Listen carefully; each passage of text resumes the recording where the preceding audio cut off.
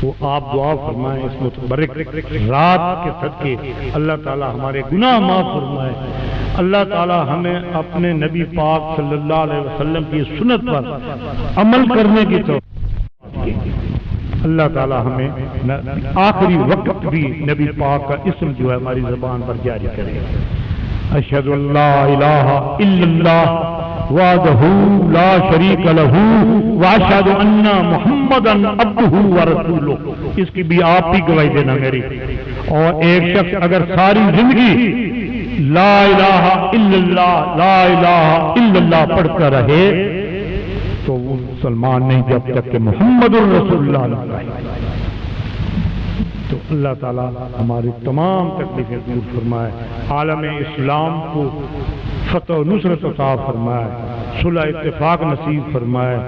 اس ملک پاکستان کو